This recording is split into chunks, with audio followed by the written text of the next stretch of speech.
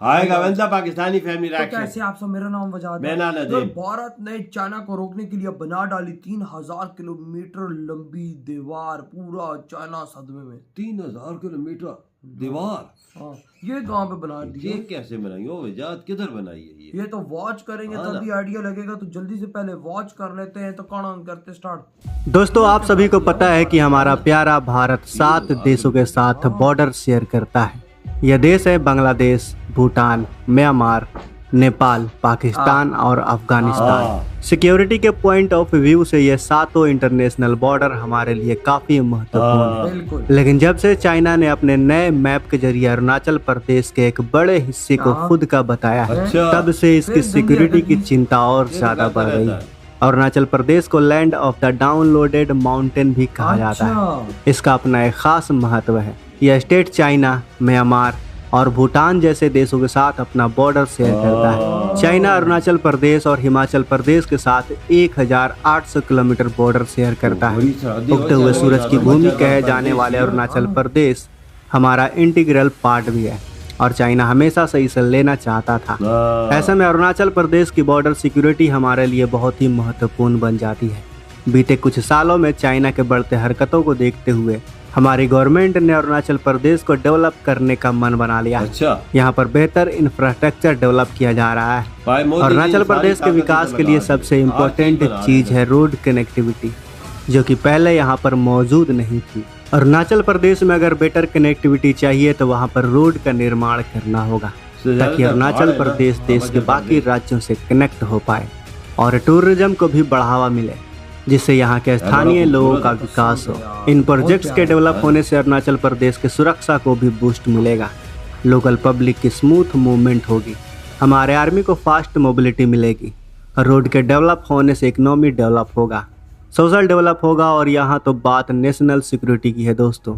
ऐसे में road build करना बहुत ही जरूरी है। वैसे तो हम यहाँ पर बहुत ही लेट से डेवलप स्टार्ट कर रहे हैं। अगर इसके विपरीत देखा जाए चाइना की तरफ, तो चाइना ने अपने बॉर्डर वाले इलाकों का पूरा डेवलप कर लिया है, ताकि युद्ध के दौरान उनकी आर्मी को किसी भी चीज की दिक्कत ना हो सके। चाइना ने अपने बॉर्डर वाले इलाके में मिलिट्री बेस, उनके लिए colonies, heavy road constructions, air base आदि चीजों को डेवलप कर लिया है और हमारी सरकार पिछले 70 सालों में कुछ नहीं कर पाई है। अगर इन 70 सालों में थोड़ा थोड़ा करके भी विकास किया जाता तो हमारा बॉर्डर वाला इलाका आज डेवलप हो चुका होता। लेकिन बीते 70 सालों में जो भी सरकारें आई, उनको यह लगता था कि जो ये इलाका है, यह पहाड़ी इलाका है, ये बहुत ही दुर्गम है, जो चाइना को भारत में एंटर करने से रोकेगा।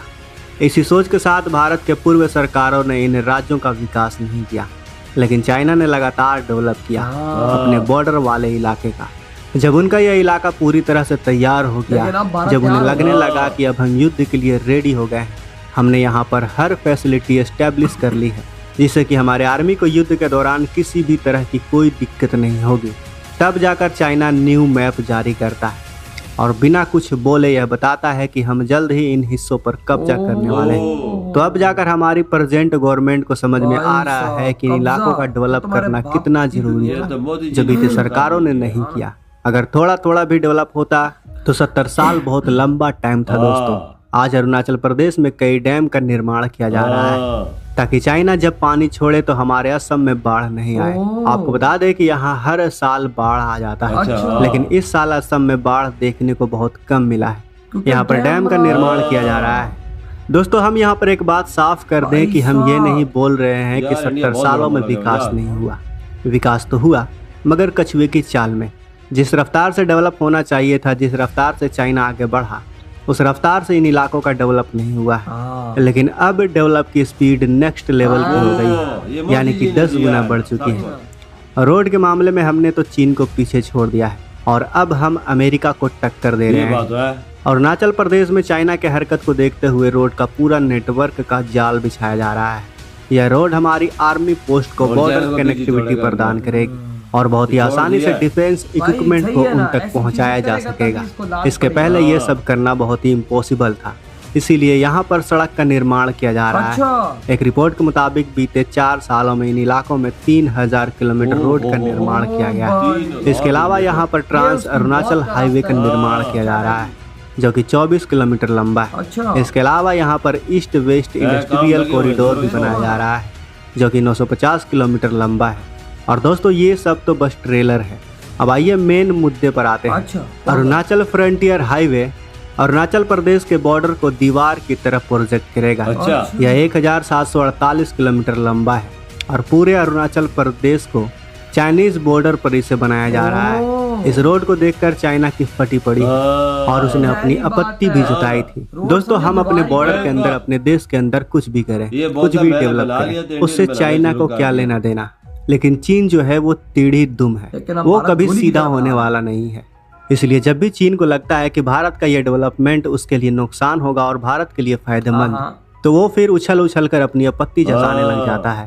अब चीन को ये लग रहा है कि जब भारत अपने अरुणाचल प्रदेश के अंदर रोड कनेक्टिविटी बढ़ा रहा है और अगर युद्ध कभी होता है भारत और चाइना के बीच, तो फिर भारतीय आर्मी, भारतीय सोल्जर्स घंटों के बजाय मिनटों में बॉर्डर पर पहुंच जाएंगे और ये उसके लिए काफी नुकसान का सौदा होगा।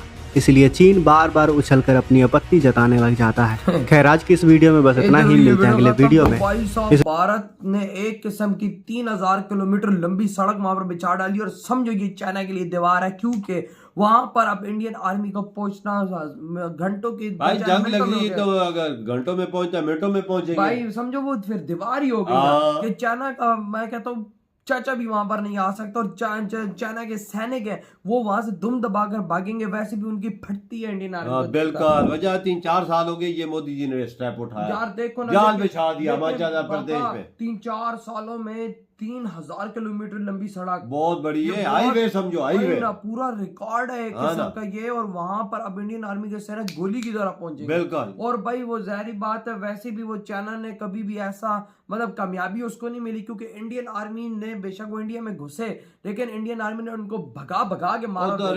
देखो चाइना आर्मी कितनी सहूलतें दे रखी हैं, लेकिन उसके बावजूद हार जाते हैं, भारत से मार खाते कोते की तरह दम दबा के भागते हैं। पिछले साल कितनी गंदी मार खाई इन लोगों ने। लेकिन अब तो भारत ने भाई 3000 किलोमीटर लंबी सड़क बिछा दी और अभी वो बनाई जा रहा है, और भी काम लगा हुआ है। वहां पे तो ब्रेक ही नहीं लगा रहा भारत। ये तो मैं कहता हूँ जब सारा ये सब कुछ कंप्लीट हो गया, चाइना तो भाई साहब कहीं का नहीं रहेगा। बुखलाहट के शिकार है ना, देखता नहीं है कितना तरह के तो यूएन में चला जाता है, किधर चला जाता है। कितना बड़ा याक का बच्चा कहता है कि भाई अरुणाचल प्रदेश हमारा है, आओ हिम्मत है तो अब लेके दिखाओ तुम अरुणाचल प्रदेश, भारत तुम्हें बताएगा।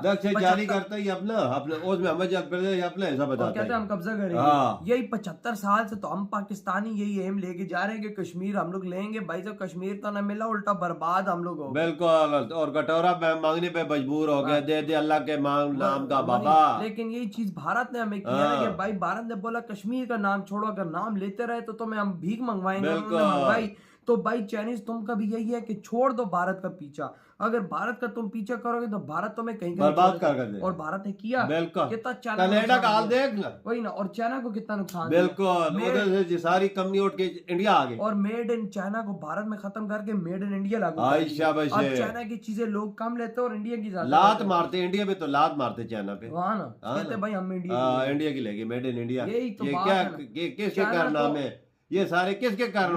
मोदी जी। और ये बिलियंस ऑफ डॉलर्स का नुकसान दिया है भाई भारत ने चाइना। बिल्कुल सही। आपके क्या थॉट है भाई इतनी लंबी दीवार पर? वीडियो खत्म करते हैं।